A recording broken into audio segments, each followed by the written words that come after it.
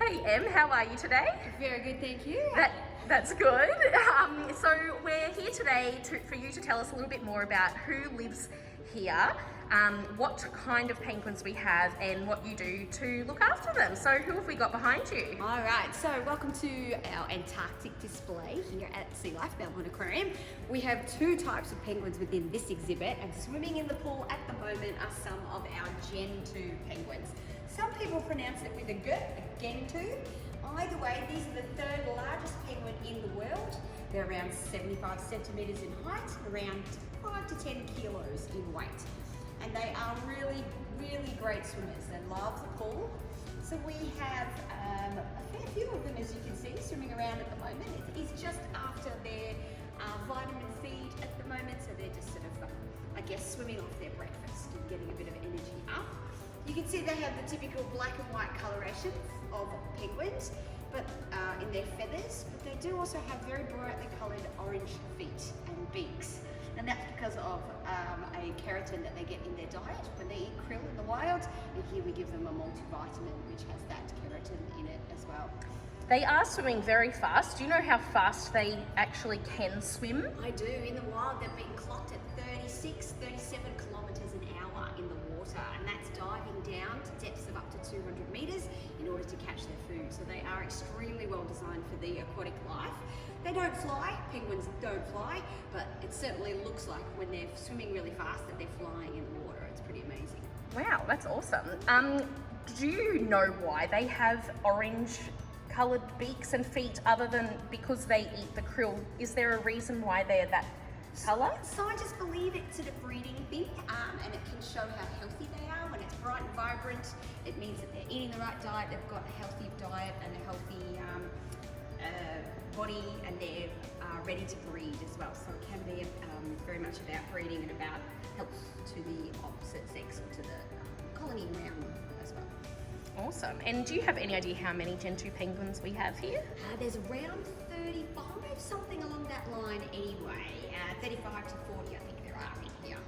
Awesome. And we can tell them apart. If you look closely, you might be able to see the name badges on their wings. They're sort of brightly coloured badges or little tags that they wear. And you can see there's different colours. You've got Bilby in front of you there with the blue, black and green. And then Jones is next to him with the yellow, black and green. So they are each named, and they've all got these name badges. So the keepers are able to tell who's who, and who's eating what and where, and who's breeding with who, and all that sort of stuff. Awesome. And I hear there's another type of penguin in this exhibit. There certainly is. The second largest penguin in the world. If we come over this way, these birds don't tend to swim as often. And that's not because they don't like swimming. In fact, in the pool, wild, they've been clocked at 500 metres under the water. So they certainly can swim. But these king penguins are just a little bit lazier here in the aquarium. Or maybe they're smarter. They've learned if they wait long enough on the ice, a keeper's going to come out and give them something to eat. So the ones you see with the yellow feathers are called king penguins. These are the second largest penguin in the world, around 95 centimetres in height and around 10 to 15 kilos in weight. And what's this brown penguin? Of us here is one of our 4 king penguin chicks. So this little one here, I don't know who it is because I can't see a name badge. But standing next to Ernie, that would be Whopper. Ernie is Whopper's mum.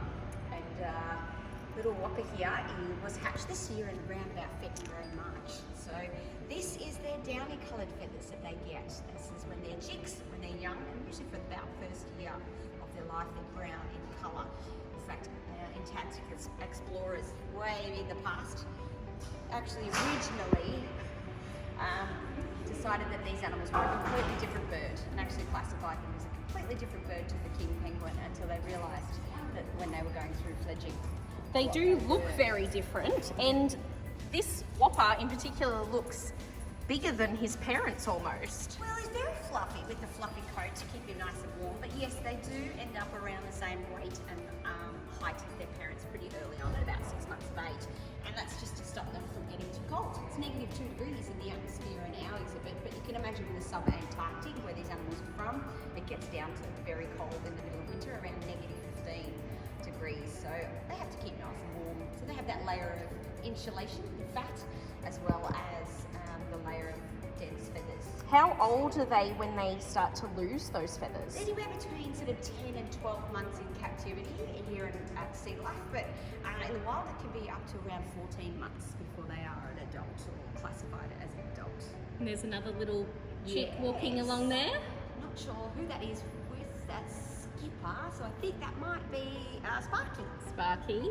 And the king penguins have beautiful yellow coloration on their necks and their chest. What's that for? So that is just like the coloration of the feet and the beak of the Gentoos. It is thought to be more of a breeding thing and also a sign of health. So the more vibrant the colour is, the healthier the animal is. You can see our kings are very healthy here, which is great. They do look very healthy. Now also, there does seem to be a lot of possibly bird poo on the ground. Yes, unfortunately, no matter how much cleaning we do in this exhibit, it doesn't last very long, being bright and white. It does turn very yellow very quickly, and that's because each individual bird can poo every 15 to 20 minutes. Wow. So, and they don't unfortunately go to the toilet neatly like you and me, and they do unfortunately poop wherever they stand. And this one walking towards us looks like he's got a bit of dirt on his Yes. chest. What's that, Emily? So that's probably a little bit of regurg from mum or dad, or it could also be regurg while he's trying to feed the chick behind him, he or she.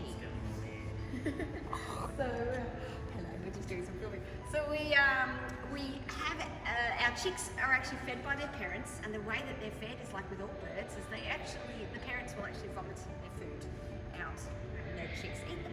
Do you think this might be some residue on the glass of what they've been doing? Potentially, yes. Oh gosh. Well, lucky they're very cute. They get away with it. They do, definitely. Awesome. Thanks, Sam. Thanks for introducing us to our two different types of penguins we have here. No worries at all. It's a great place to work. Thank you.